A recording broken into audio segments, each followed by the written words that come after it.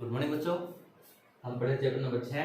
Chapter का नाम था विद्युत परिपथ। इस चैप्टर में हमने अभी तक जो पढ़ा है वो पढ़ा है किरचॉफ के नियम, ठीक है।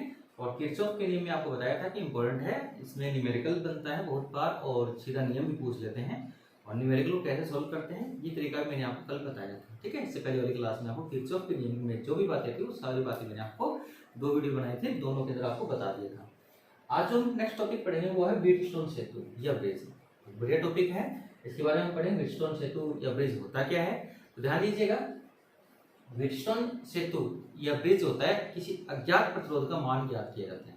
इसकी तरह हम क्या करते हैं, अज्ञात प्रतिरोध का मान क्या करते हैं, ज्ञात करते हैं। किस प्रकार करते हैं तो व्हीटस्टोन नामक वैज्ञानिक था, ठीक है, जो इंग्लैंड का था, CF व्हीटस्टोन, ठीक है ना। इसने 1842 में CF व्हीटस्टोन ने 1842 में 4 प्रतिरोध, 4 तो क्या लिए, प्रतिरोध, और एक सेल लिया और एक क्या लिया, धारा मापी।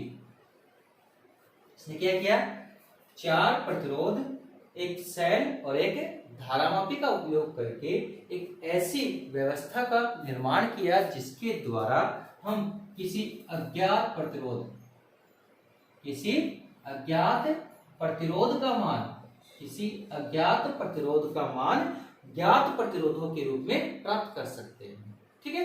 फिर से समझिएगा। CF व्हीटस्टोन नामक एक वैज्ञानिक था इंग्लैंड का, उसने 1842 में 4 प्रतिरोध, एक सेल और एक धारामापी का उपयोग करके एक ऐसी व्यवस्था का निर्माण किया जिसके द्वारा किसी अज्ञात प्रतिरोध का मान बाकी के जो ज्ञात प्रतिरोध है उनके रूप में हम प्राप्त कर सकते हैं, यहाँ पे ज्ञात कर सकते हैं। इस व्यवस्था को ही व्हीटस्टोन सेतु कहते हैं। अब व्हीटस्टोन सेतु में आपको मैंने बताया कि 4 प्रतिरोध काम में लेंगे, तो समझिएगा 4 प्रतिरोध जो हम काम में ले रहे हैं उनमें 2 प्रतिरोध होते हैं P व Q, जो क्या होते हैं, यहाँ पे हमारे पास ज्ञात होते हैं, सॉरी क्या होते हैं, ज्ञात। जिसमें एक प्रतिरोध होता है R, ये होता है आपका परिवर्ती प्रतिरोध। क्या होता है, परिवर्ती, मतलब परिवर्तित होता रहता है, इसको हम परिवर्तित करके हम मान ज्ञात कर सकते हैं। लास्ट आपका होता है S, वो होता है आपका अज्ञात प्रतिरोध जिसका मान हमें ज्ञात करना है, ठीक है। तो ये हो गया आपका व्हीटस्टोन। अब इसकी बनावट में क्या है, बनावट में देखिएगा, इसमें 2 प्रतिरोध होते हैं P और Q, जिनको हम क्या करते हैं, श्रेणी क्रम में संयोजित करते हैं। 2 प्रतिरोध लेते हैं P व Q जो आपके अज्ञात हैं, उनको श्रेणी क्रम में कर दिया हमने संयोजित, और 2 प्रतिरोध लेते हैं R और S, जिसमें R तो परिवर्ती है, S क्या है, अज्ञात प्रतिरोध है जिसका मान हमें ज्ञात करना है। उनको भी हम क्या करते हैं, श्रेणी क्रम में संयोजित करते हैं। फिर समझिएगा, 2 प्रतिरोध P व Q को श्रेणी क्रम में तथा 2 प्रतिरोध R व S को भी श्रेणी क्रम में संयोजित करके इनका जो श्रेणी क्रम संयोजन जो प्राप्त हुआ है, इसे क्या प्राप्त हुआ है, श्रेणी क्रम संयोजन। इन दोनों श्रेणी क्रम संयोजनों को हम आपस में क्या करते हैं, समांतर क्रम में संयोजित करते हैं। इस प्रकार से कर दिया। समांतर क्रम में संयोजित करने के बाद इसको चित्रानुसार हम नामांकित करते हैं। इसको नाम जैसे हमने यहाँ पर दे दिया A, B, C और D। तो बिंदु B और D के मध्य यहाँ पर हम क्या करते हैं, बिंदु B और D के मध्य धारामापी को संयोजित कर देते हैं। क्या करते हैं, धारामापी, और एक कुंजी ले लेते हैं। कुंजी क्या ले ली हमने, K2, इसको संयोजित कर देते हैं। कुंजी K2 को संयोजित कर दिया और बिंदु A व C के मध्य हम एक सेल को और कुंजी K1 को संयोजित कर देते हैं। जैसे समझिएगा, 2 अज्ञात प्रतिरोध, सॉरी ज्ञात प्रतिरोध हमारे पास P व Q श्रेणी क्रम में और R व S को श्रेणी क्रम में संयोजित करके दोनों श्रेणी क्रम संयोजनों को आपस में समांतर क्रम में संयोजित कर देते हैं। समांतर क्रम में संयोजित करने के बाद बिंदु A व C के मध्य चित्रानुसार हम क्या करेंगे, बिंदु A व C के मध्य चित्रानुसार हम इसको क्या करते हैं, यहाँ पर एक तो सेल और एक कुंजी K1 को संयोजित कर देते हैं और बिंदु B व D के मध्य एक धारामापी, ठीक है, और एक कुंजी K2 को संयोजित कर दिया जाता है। तो इस प्रकार जो रचना बनेगी, संरचना बनेगी, इस संरचना को हम व्हीटस्टोन सेतु कहते हैं। ये होगा व्हीटस्टोन सेतु की रचना। अब इसको थोड़ा और समझिएगा। इधर से धारा मान लीजिए I प्रवाहित हो रही है परिपथ में, तो धारा दो भागों में डिवाइड होती है, इधर और एक इधर। इधर जो धारा जाएगी वो तो हो जाएगी I1, इधर जो जाएगी वो I2। आगे जाके जो I1 धारा है ये दोबारा दो भागों में डिवाइड हो गई। इधर धारामापी में जो धारा जाएगी वो मान लेते हैं हम IG। धारामापी में जो धारा होगी वो क्या हो जाएगी IG। इधर की ओर जो धारा जाएगी वो क्या बच गई हमारे पास, ध्यान से देखिएगा, I1 धारा थी, इसमें से IG धारा इधर निकल गई तो माइनस है IG। इसको हम I3 मान लेते हैं। क्या मान लेते हैं I3। ऐसे इधर से I2 धारा आई, इधर से IG, तो यहाँ पर धारा जुड़ गई क्या, तो क्या हो गई I2 प्लस IG। और ये जो धारा होगी इसको मान लेते हैं I4, ठीक है। ये I3, ये हो गया हमारे पास I4, ठीक है। ये हमारे पास हो गई। अब इसका सिद्धांत हमें बताना है और इसका बैलेंस, ठीक है, संतुलन अवस्था हमें बतानी है। तो वो हम कैसे बताएंगे वो समझिएगा। ये आपकी बैटरी या सेल हम लेते हैं। ये PQ अज्ञात प्रतिरोध है, G धारामापी है, S अज्ञात प्रतिरोध है, अज्ञात प्रतिरोध है, PQ ज्ञात और R क्या है, परिवर्ती प्रतिरोध है। ये हमने इसकी संरचना को बता दिया। अब देखिएगा, इसका हम यहाँ पर संतुलन अवस्था बताएंगे और इसका सिद्धांत बताएंगे, ठीक है। तो संतुलन अवस्था देखिएगा, जब परिपथ में धारा प्रवाहित की जाती है, ठीक है, और कुंजी K1 को और K2 को ऑन कर दिया जाता है। K1 K2 को ऑन करते ही धारामापी में क्या आएगा, विक्षेप आएगा। धारामापी में क्या आएगा, विक्षेप, क्योंकि परिपथ में धारा प्रवाहित होगी तो धारा प्रवाहित होने के कारण इसमें क्या आएगा, विक्षेप आएगा। तो ये देखो यहाँ पे IG इसमें प्रवाहित होगी तो धारा प्रवाहित होने के कारण विक्षेप आता है। अब विक्षेप इधर जाएगा वो समझिएगा। अगर VD का मान greater than VB greater than VD है तो धारामापी विक्षेप बिंदु B से D की ओर आ जाएगा।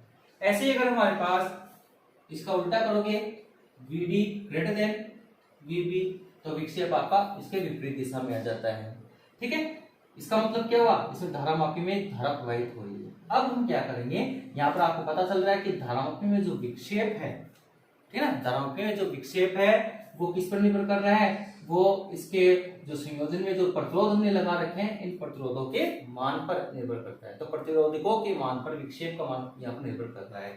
या हम कह सकते हैं बिंदु B पर और बिंदु D पर जो विभव का जो मान है, बिंदु B और D पर विभव का जो मान है इसके संयोजन में लगे प्रतिरोधकों के मान पर निर्भर करता है। तो हम एक विशेष अवस्था लेते हैं जिसमें हमने माना कि IG बराबर 0। क्या माना, IG बराबर 0। IG बराबर 0 का मतलब धारामापी विक्षेप का मान क्या हो जाएगा, 0। धारामापी विक्षेप का क्या हो जाएगा, 0। तो शून्य विक्षेप की स्थिति में हमारे पास IG का मान 0 होगा कि नहीं होगा, मतलब परिपथ इस यहाँ पर इस शाखा में कोई भी धारा प्रवाहित नहीं हो रही।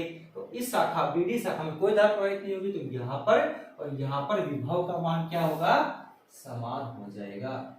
VB बराबर क्या हो जाएगा, VD। संतुलन की अवस्था क्या होती है, एक प्रतिरोधकों के मान की ऐसी व्यवस्था, प्रतिरोधकों के मान की एक ऐसी व्यवस्था जिसमें धारामापी विक्षेप का मान क्या हो जाए, 0 प्राप्त हो जाता है। प्रतिरोधकों के मान की एक ऐसी व्यवस्था जिसमें धारामापी विक्षेप का मान 0 प्राप्त हो जाए उसको संतुलन अवस्था कहते हैं, व्हीटस्टोन की संतुलन अवस्था कहते हैं। फिर से समझिएगा, प्रतिरोधकों के मान की एक ऐसी व्यवस्था जिसमें धारामापी में विक्षेप का मान 0 प्राप्त हो जाए, इस व्यवस्था को, इस अवस्था को हम क्या कहते हैं, संतुलन अवस्था कहते हैं, व्हीटस्टोन की संतुलन अवस्था कहते हैं, ठीक है। और इस अवस्था में हमारे पास IG का मान 0 होगा तो VB बराबर क्या हो जाएगा, VD। मतलब यहाँ पर और यहाँ पर जब विभव का मान बराबर होगा तो इस B और D के मध्य कोई भी धारा प्रवाहित नहीं होगी, मतलब IG का मान 0 हो जाएगा तो विक्षेप अपने आप क्या हो जाएगा, 0 हो जाएगा, 0 हो जाएगा। हो गया, ये हुई संतुलन की अवस्था। अब इसके अनुसार मैंने कहा कि प्रतिरोधकों पर निर्भर करता है, तो VB और VD का मान पहले मैं यहाँ से निकालता हूँ, विभव, ठीक है। तो यहाँ से यहाँ तक अब जो विभवांतर होगा वही विभवांतर क्या होगा, यहाँ से यहाँ तक। कब, जब VB बराबर क्या है VD, तो VB बराबर VD के अकॉर्डिंग हम बिंदु ए और बी के मध्य विभवांतर में बताते हैं जो वीबी के लिए होगा, तो क्या हो जाएगा हमारे पास वी ए माइनस वीबी बराबर वीडी की जगह यहाँ पर रखेंगे तो क्या हो जाएगा वी ए माइनस वीडी, इधर से ले रहे हैं अभी, तो वी ए माइनस क्या हो जाएगा वीडी, वीबी बराबर वीडी में हमने मान रख दिया, या गया तो ये विभवांतर बराबर क्या होगा ये विभवांतर, यहाँ से यहाँ तक का जो विभवांतर होगा वही विभवांतर क्या होगा यहाँ से यहाँ तक का। तो ओम के नियम से यहाँ से यहाँ तक का विभवांतर निकालो, वी बराबर क्या होता है आई आर, तो देखो धारा तो I1 है, प्रतिरोध क्या है P, इसका मान निकाल रहा हूं मैं I1 P बराबर दूसरा यहाँ से यहाँ तक का क्या हो जाएगा, धारा तो है I2, प्रतिरोध क्या है R, समीकरण नंबर 1। इसी प्रकार हम VB बराबर VD, ये समीकरण नंबर 1 था, इसको 2 कर लो समीकरण 1 से इधर की ओर लेते हैं विभवांतर VB माइनस VC, इसमें मान रखा हूं VB की जगह VB माइनस VC बराबर क्या हो जाएगा VD माइनस क्या हो जाएगा VC, होगा कि नहीं होगा। यहां से तक का विभवांतर बराबर यहां से यहां तक का विभवांतर, तो देखो इसमें धारा का मान क्या है हमारे पास I3, प्रतिरोध क्या है Q, ओम का नियम कहता है ना P बराबर I R, तो I R की जगह हमारे पास I3, प्रतिरोध की जगह क्या है Q, फिर बराबर इसमें धारा का मान क्या है, यहाँ पर देखो I4 धारा है तो I4 और प्रतिरोध क्या है यहाँ पे S है, ये हमने कर दिया। अब इसके अंदर I3 और I4 का मान लिखेंगे। I3 का मान संतुलन की अवस्था में आपको बताया Ig बराबर 0, तो I3 का मान क्या होगा, I3 का मान देखो चित्र में क्या लिखा आपको I1 माइनस Ig, तो I1 माइनस Ig का मान क्या बताया आपको यहाँ पर 0 है तो 0, या हम कह सकते हैं I3 बराबर I1। इसी प्रकार I4 बराबर क्या हो जाएगा, यहाँ पर रखो Ig का मान 0 तो I2 हो गया, ये वैल्यू यहाँ पे रखो तो क्या होगा हमारे पास मान, यहाँ पर देखिएगा यहाँ पर मैं रख रहा हूँ मान, तो क्या हो जाएगा यहाँ पर I3 की जगह क्या रखना है I1, तो I1 Q बराबर I2 S हो गया। इसको समीकरण नंबर करते हैं हम, यहाँ पे कितने हो गए थे 2 गए, इसको समीकरण नंबर करते हैं 3। समीकरण 2 में समीकरण 3 का भाव देते हैं, समीकरण 2 में समीकरण 3 का भाग दो, समीकरण 2 क्या है I1 P बटे I1 Q बराबर I2 R बटे I2 S, I1 से I1 कट गया, I2 से I2 कट गया, हो गया। यहाँ पर क्या है हमारे पास, यहाँ से हमारे पास है P बटा Q बराबर R बटे S आया, और हमें चाहिए किसका मान S का मान चाहिए ना, ठीक है। और वैसे ये हमारे पास प्रतिबंध भी हो गया, संतुलन की अवस्था के लिए प्रतिबंध, ये व्हीटस्टोन क्षेत्र के लिए संतुलन की अवस्था के लिए प्रतिबंध भी है, या संतुलन अवस्था का एक हम कह सकते हैं सिद्धांत भी है, ये प्रतिबंध भी बोल सकते हो या सिद्धांत। मतलब सिद्धांत क्या देखो P व Q हमारे पास कौन से प्रतिरोध है, ये यहाँ पर दो अलग जो हमने प्रतिरोध लिए हैं, या कह सकते हैं अज्ञात प्रतिरोध हमारे पास है, ठीक है ना, सॉरी ज्ञात प्रतिरोध, ज्ञात प्रतिरोधों का अनुपात परिवर्ती प्रतिरोध और अज्ञात प्रतिरोध के अनुपात के बराबर होता है क्या यहाँ से। और अपने को S का मान चाहिए, तो यहाँ से S का मान हम निकालेंगे, तो S बराबर क्या है हमारे पास, S बराबर हो जाएगा, यहाँ पे इसको इधर लेकर जाओ, इसको इधर लेकर जाओ, तो Q बटा P इंटू R, ये अज्ञात प्रतिरोध का मान आ गया, अज्ञात प्रतिरोध। तो P और Q का मान रख देंगे, R का मान R यहाँ पे बताया आपको परिवर्तित प्रतिरोध। अब इसमें हम करेंगे क्या, जब आप यहाँ पर R के विभिन्न मान दोगे, P व Q के किसी मान के लिए R का मान जब आप परिवर्तित करोगे, तो जहां पर विक्षेप का मान शून्य आ जाएगा वो संतुलन की अवस्था आ जाएगी, और संतुलन की अवस्था आ जाएगी तो वो वैल्यू हम P, Q और R की वैल्यू इस फॉर्मूले में रख देंगे, तो अज्ञात प्रतिरोध का मान हमें प्राप्त हो जाएगा। ये आपका व्हीटस्टोन सेतु हो गया, ठीक है। एक बात और ध्यान रखनी है यहाँ पे कि हमारे पास इसकी सुग्राह्यता के लिए, व्हीटस्टोन की सुग्राह्यता के लिए यह आवश्यक है कि इसके अंदर जितने भी प्रतिरोध लगाए जाते हैं वो सारे के सारे एक ही कोटि के हो, अगर एक ही कोटि के होंगे तभी ये सुग्राही मान देगा। तो ये हो गया आपका व्हीटस्टोन सेतु का सिद्धांत, व्हीटस्टोन सेतु क्या होता है, ठीक है ना, तो ये हमारे पास हो गया।